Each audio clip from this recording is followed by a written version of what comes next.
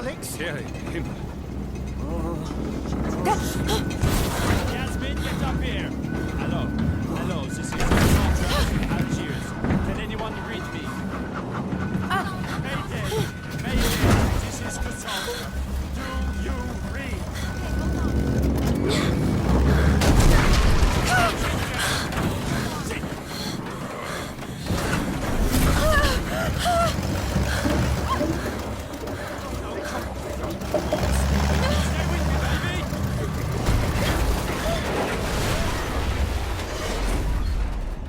After the wild success of Amnesia Dark Descent and the brilliant follow-up Soma, Frictional Games released their long-awaited sequel to the Amnesia universe this year.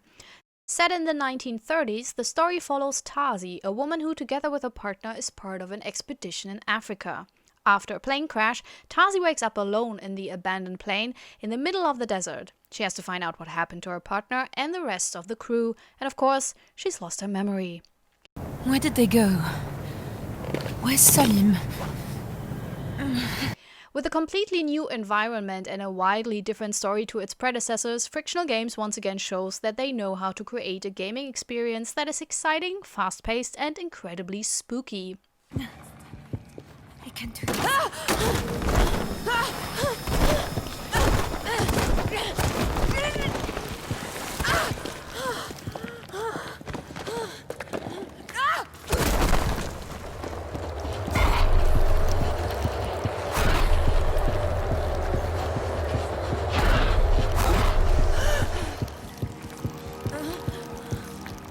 There's something. My eyes. Even more so, it invites not just experienced players to a roller coaster world of terror. Even though there are puzzles, chase scenes, and dark labyrinthian hellscapes, the game is forgiving and intuitive enough even for beginners and noobs to enjoy. Believe me, I am one. The visuals are great and in parts breathtaking and imaginative. Not to spoil anything, but you will see glimpses of another terrifyingly beautiful world that reminds of the Alien universe. The voice acting is pretty good. Alex Wilton Regan as our protagonist Tasi is great as a flawed heroine. What?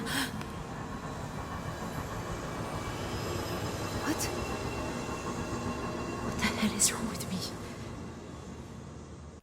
Light is, as is usual with Amnesia, crucial in this game, as you will slowly go mad if you are stuck in the dark or look at ghastly sights for too long. On your way through the desert, caves, seemingly empty fortresses, and undescribable glimpses into a darker plane of existence, you will solve puzzles, find out what happened to your crew, and read about the fates of people who came before you.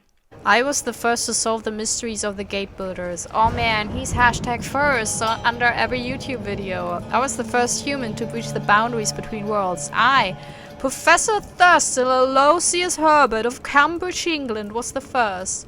God forgive me. The story itself is interesting to keep you invested, although I personally found it a little loaded at times. It's a lot to take in when you're in the middle of getting chased by terrifying creatures or wonder how to figure out a certain puzzle. It might have used a tighter plot to not get lost in the details.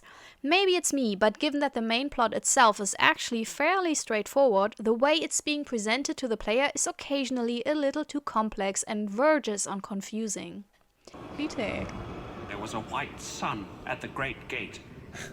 It tore the air and the land. A corruption of living flesh crawls from the hole in the world and turns all to ash and rust.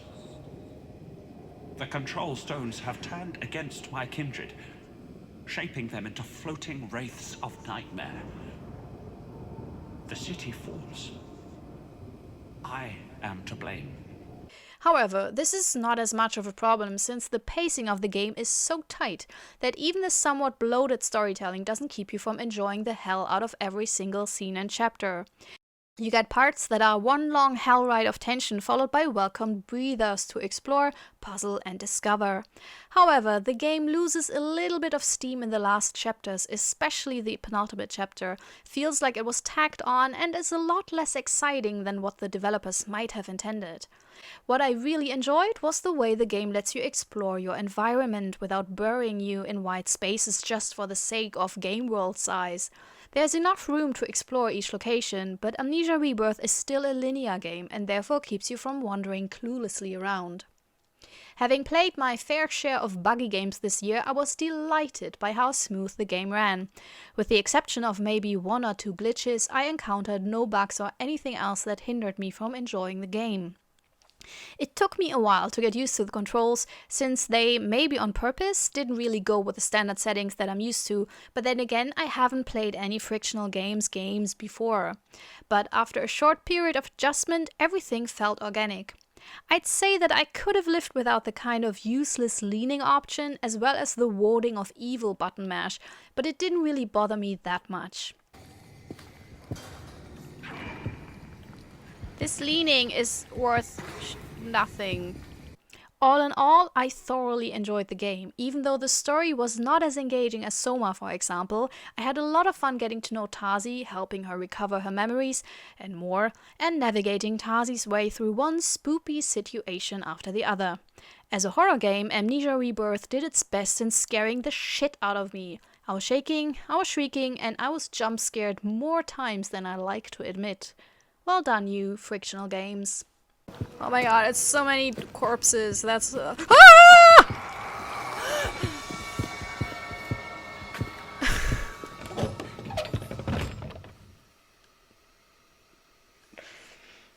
Did I do the shriek? Well, that was my shriek. Oh man, that was scary, the scene.